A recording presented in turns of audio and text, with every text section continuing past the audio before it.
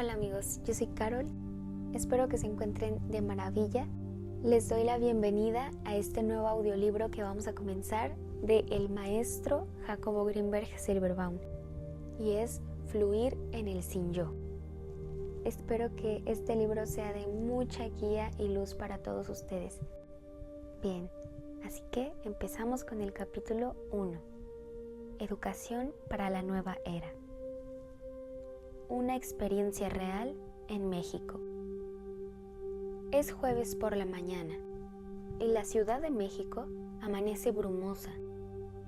Me preparo para la experiencia más regocijante de la semana, el trabajo con los niños de Toluca. Los 60 kilómetros que separan la Ciudad de México de la ciudad de Toluca son una delicia. Bosques, lagos y montañas llenos de verdor y frescura. Llego al Instituto Torres Quintero, puntual a las 10 de la mañana. 400 niños estudian aquí utilizando métodos de entrenamiento que les permiten aprender a leer a los 2 años y medio de edad. Hay niños que a los 10 años han leído más de 500 libros. La primera vez que visité este instituto, me invitaron a platicar con los niños de un grupo de 5º año de primaria.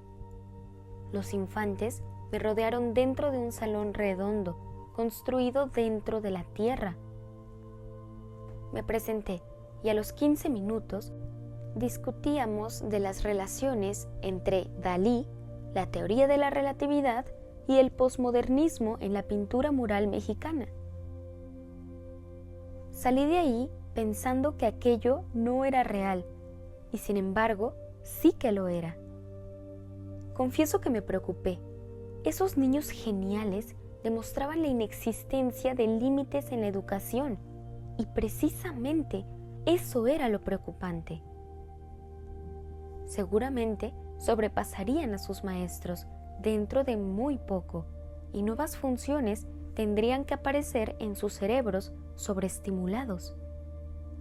¿Quiénes los guiarían y por dónde transitarían? Externé mi preocupación ante los directores del instituto y me pidieron colaborar con ellos. 5 años antes, había participado en un programa de desarrollo para los niños de otra escuela mexicana, situada en la ciudad de Cuernavaca. Les había enseñado la visión extraocular y un método de observación que resultó un éxito, pero provocó un gran rechazo en la comunidad de padres de familia, los que se asustaron pensando que sus hijos se volverían atípicos. El error fue no haber hecho partícipes del programa a los padres. Esta vez no sucedería lo mismo. Una semana después, reunimos a todos los padres de familia y compartí con ellos la preocupación acerca de las nuevas funciones y la necesidad de que sus hijos aprendiesen técnicas para convertirse en sus propios guías y maestros, ya que pronto sobrepasarían a todos sus mentores. Me pidieron explicaciones más completas.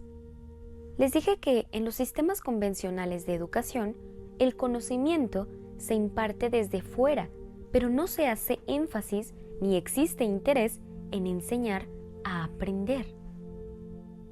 Si se lograra impartir conocimiento y simultáneamente activar la guía y el maestro que todos llevamos dentro, este último señalaría el camino adecuado. Estuvieron de acuerdo. El trabajo con los niños se inició 15 días más tarde. Escogimos un grupo piloto de niños entre 9 y 12 años de edad. Durante más de 2 horas analizamos juntos lo que les sucedía y les propuse trabajar un día a la semana para aprender a aprender. La concentración. Aprender de uno mismo significa tener la capacidad de observarse y de deducir a partir de la observación el estado en el cual funcionamos y lo que necesitamos corregir del mismo. Para poder observar nuestro interior, la herramienta fundamental es la concentración.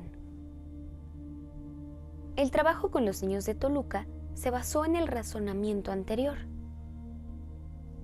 Empezábamos las sesiones sintiendo nuestros cuerpos, reconociéndolos internamente, concentrándonos en la respiración. 25 niños y yo nos parábamos en diferentes lugares del salón, cerrábamos nuestros ojos y sentíamos nuestros brazos, el peso de nuestro cuerpo sobre nuestras piernas, la tensión de la espalda y los movimientos respiratorios.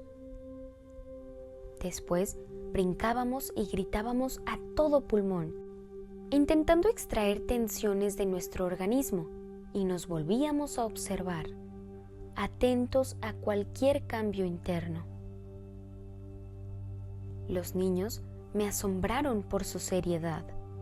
Se observaban atentos y concentrados, y algunos expresaban su asombro al notar señales corporales que nunca antes habían detectado. Una niña nos contó que al concentrarse en su corazón, lo había podido ver bombeando su propia sangre. Bastaba una afirmación como la anterior para que los demás niños comprendiesen que esa observación era posible y para que la intentasen con sus propios cuerpos. La observación. Después, nos relajábamos acostándonos boca arriba. Durante la sesión de análisis, ya habíamos discutido la posibilidad de modificar la localización del observador. Yo les había contado de experiencias con otros niños, los que eran capaces de cambiar la perspectiva de observación, situándose incluso en localizaciones extracorpóreas. Les había advertido que aquello no era ningún efecto paranormal o esotérico, sino una función accesible para todos, pero no muy conocida. Los mayores no la ejercitaban y se les había olvidado que podía existir. Ni siquiera la enseñaban en la escuela, pero nosotros íbamos a practicarla. Los niños me preguntaron por qué la escuela no enseñaba lo más importante. Les contesté que la misma pregunta me la había planteado muchas veces sin encontrar respuesta. La escuela debía enseñar a aprender a conocernos desde adentro, a observarnos, a volvernos nuestros propios maestros, a desarrollar todo nuestro potencial. Pero esto raramente sucedía, y ahora lo íbamos a intentar. Continuamos observando y sintiendo nuestro cuerpo, pero acostados y relajados. La observación, para ser eficaz, debe ser acompañada de una actitud de aceptación. Sin aceptación y observación, no cumple su propósito, y este es conocer la realidad tal como es, tanto de nuestros cuerpos y procesos internos como la del entorno. Se acepta para tener información fidedigna y veraz. Se acepta para lograr el autoconocimiento y éste modifica. Por ello, si se quiere transformar algo, primero es necesario aceptarlo y amarlo tal como es. Les pedí a los niños que intentaran realizar una observación de todo su cuerpo como una unidad. Lo hicieron sin ningún esfuerzo. Después, les solicité que trataran de verse tal y como estaban, acostados y con la ropa que traían puesta. La señal de haberlo logrado consistía en levantar la mano. 15 bracitos se alzaron al principio y después todo el resto de los niños se empezó a observar desde fuera. Les pedí que vieran el salón con sus ojos cerrados y que localizaran una ventana. Después, que se acercaran a ella y que salieran del salón. Los niños empezaron a flotar como observadores arriba de la escuela. Algunos me describían la escena. Que fulanito está jugando con menganito, que la escuela se ve muy rara desde arriba. Les pedí que subieran todavía más. Me describieron la ciudad de Toluca desde las nubes, más el cielo azul y las nubes acolchonadas, más el cielo se oscurece y empiezan a aparecer estrellas. Se ve el planeta precioso flotando en un cielo negro estrellado. Se ve azul y blanco y verde y los niños en el espacio y yo maravillado de que fuera tan fácil. Los hice regresar poco a poco. Al atravesar las nubes, se mojaron y al penetrar al salón por una ventana, se estorbaron. El análisis. La experiencia fue analizada después. Algunos niños dudaban de que realmente habían viajado. Otros estaban seguros de haberlo hecho.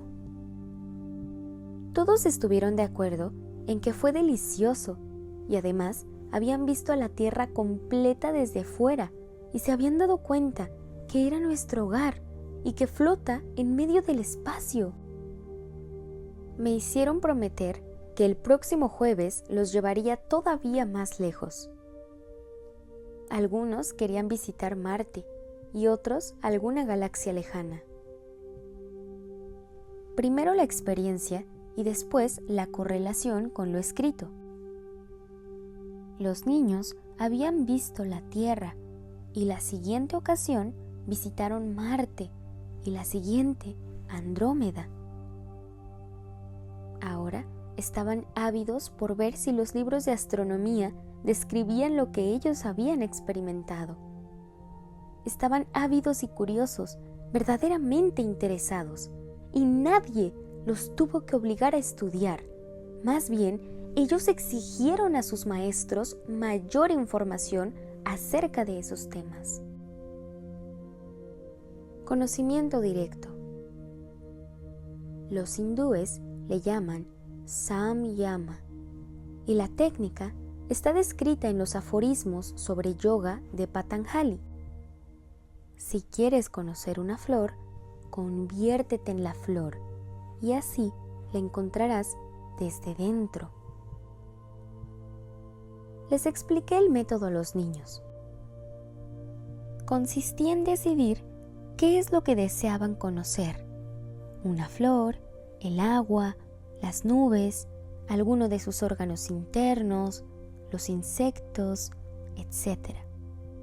Después, aplicar la concentración en él, observándolo con suma atención. Debían mantener la observación hasta que solo el objeto existiera en su conciencia. Poco a poco, y si mantenían la observación por un tiempo suficiente, se fundirían con el objeto, convirtiéndose en él. Me oyeron con los ojos muy abiertos y enseguida salieron al jardín. Regresaron al cabo de 20 minutos. Cada uno me quería contar lo que había descubierto. Estaban verdaderamente entusiasmados. Una niña habló primero. Había decidido conocer una flor. La había observado con atención durante varios minutos y después se metió en ella. Era amarilla y se volvió una flor amarilla. El viento la mecía y de pronto sintió cosquillas. Una abeja se había posado en su interior. Un niño habló después. Había decidido conocer el agua. Se acercó al pequeño estanque en la escuela y observó la superficie plácida del líquido. Comenzó a hacer el agua y de pronto se mareó. Alguien lanzó una piedra al estanque y las olas lo habían sorprendido y mareado. Otro niño encontró un insecto. Lo vio hasta que comenzó a sentir el palpitar de su corazón, verde y diminuto. El caso más sutil fue otro niño que decidió conocer el espacio. Se sentó en una banca y se concentró en el aire, y después en el fundamento del aire, y después en lo que sostenía al fundamento del aire. Sin querer, había incursionado en una de las técnicas budistas de meditación más sofisticadas: la meditación. Los niños de Toluca comenzaron a hablar de Samyama con la mayor naturalidad. Lo aplicaban para conocer cientos de objetos y la originalidad de sus descripciones hacía delicioso escucharlos. Decidí enseñarles técnicas de meditación. En realidad, la concentración en la respiración, en el cuerpo o en diversos objetos, incluyendo el espacio, ya es meditar. Así que pude introducir el tema con la mayor naturalidad. Les dije que meditar era concentrarse en un objeto y que la técnica era más valiosa mientras más sutil fuese el objeto de observación.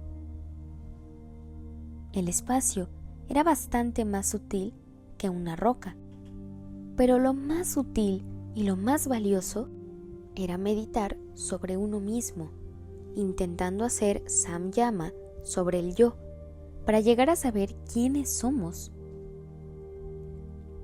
Dudé si lo habían entendido y los guié la primera vez. Nos dedicamos a observar primero nuestro cuerpo y nuestra respiración y por último nuestro yo mismo.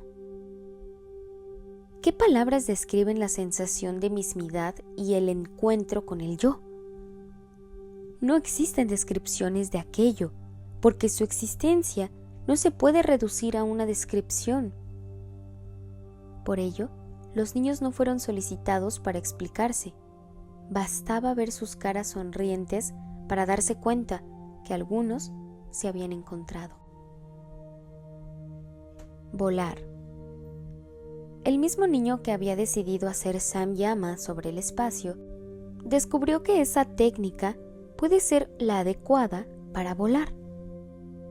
Se lo comunicó a sus compañeros y a partir de ahí empezó todo un movimiento aeronáutico. Descubrieron que aquello era más difícil de lo que habían imaginado. En primer lugar, no era suficiente fundirse con el espacio, ni hacer esfuerzos.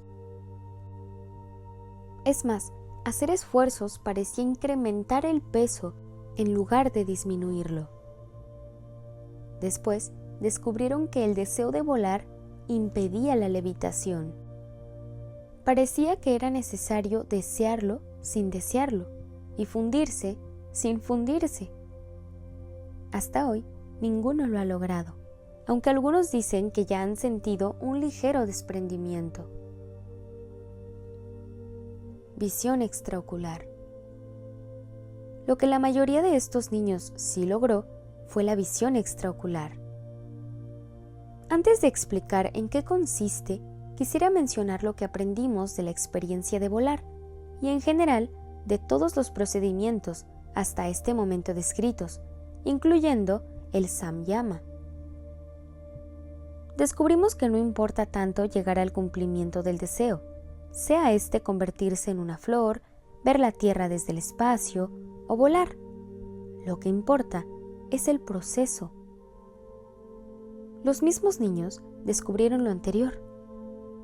Cuando alguno de ellos presumía de haber logrado algo mejor que sus compañeros o simplemente distinto, los demás lo criticaban. Le decían que de continuar presumiendo por los resultados de sus intentos, se iba a perder de lo más divertido, que era precisamente todo el proceso, independientemente de su éxito o de su fracaso. Creo que esto ya no es conocimiento únicamente, sino verdadera sabiduría. La visión extraocular la introduje después de toda una discusión acerca de la realidad y la percepción de la misma. Lo que menos deseaba era introducir la visión extraocular como un fenómeno aislado y desligado del resto. Más bien, deseaba que los niños pudieran ver en él una demostración de un acto perceptual al extremo, pero normal e ilustrativo de las mismas bases de la creación de la experiencia consciente.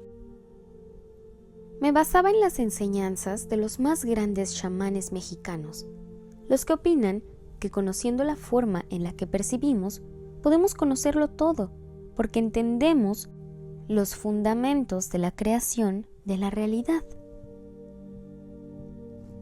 La visión extraocular consiste en la capacidad de ver imágenes, pero sin utilizar los ojos, sino alguna otra parte de nuestro cuerpo, generalmente las palmas de las manos.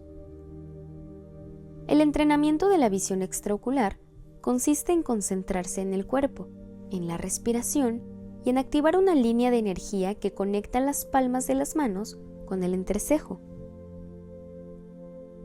Niños con una buena capacidad de concentración y que no sean mayores de 16 años aprenden a ver con las manos desde la primera sesión de entrenamiento.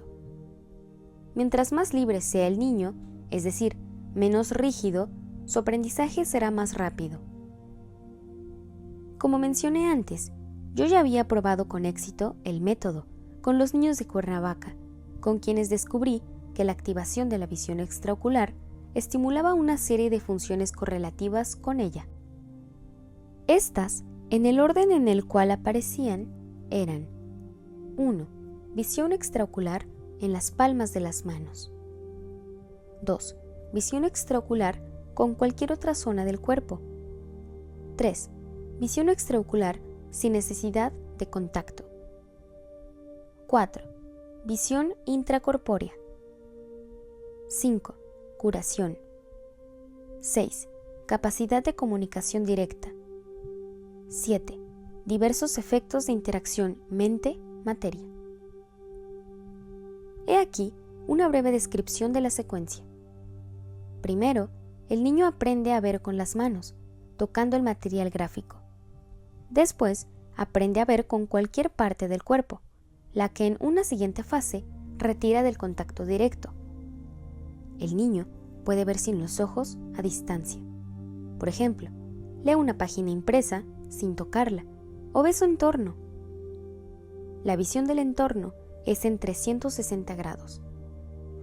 Más adelante, el niño es capaz de ver el interior del cuerpo de sus compañeros o del suyo propio, aún en la oscuridad. Cuando esto sucede, comienza a activarse una especie de capacidad telepática, en la cual el niño reconoce los pensamientos de sus compañeros, niños o de adultos. La visión intracorpórea y la capacidad de comunicación directa permiten que el niño sea capaz de curar. Por último, el niño que ha atravesado todas las fases anteriores comienza a ser capaz de afectar los objetos, moviéndolos de su lugar sin tocarlos.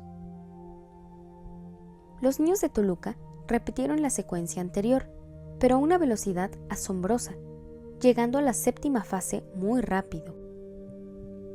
Cuando uno de los niños aprendía a ver extraocularmente, sus compañeros le pedían se los demostrara, y esto era suficiente para activar la función en ellos. De esta forma, en pocos días, más de 50 niños del instituto ya podían ver extraocularmente, y unos les enseñaban a los otros. Los maestros. Decidimos desde la primera sesión con los niños hacer extensivo el entrenamiento para los maestros. Yo quería evitar repetir el fracaso de Cuernavaca y además asegurar una continuidad de las técnicas. Por más que trataba, el entrenamiento no podía impartirlo yo solo a 400 niños, por lo que enseñar a los maestros aseguraría extender la enseñanza para todos. Se impartieron las mismas sesiones que a los niños a los maestros de la escuela, pero los resultados fueron muy pobres en cuanto a la maestría de los mentores, pero muy satisfactorios en tanto que estos aceptaron la metodología y la consideraron como una parte formal del currículum. En la actualidad, el Instituto Torres Quintero de la ciudad de Toluca es la primera institución educativa de México que ha incorporado estas técnicas de autoconocimiento dentro de sus planes de estudio. Yo espero que este modelo se extienda a otras escuelas y en un futuro a todo el sistema educacional mexicano. Y bueno amigos, hasta aquí termina el primer capítulo de este libro extraordinario del maestro Grinberg. Muchísimas gracias por acompañarme. Les mando un fuerte abrazo y nos vemos en el capítulo número 2. Los dejo en el amor y la luz del infinito creador. Adonai.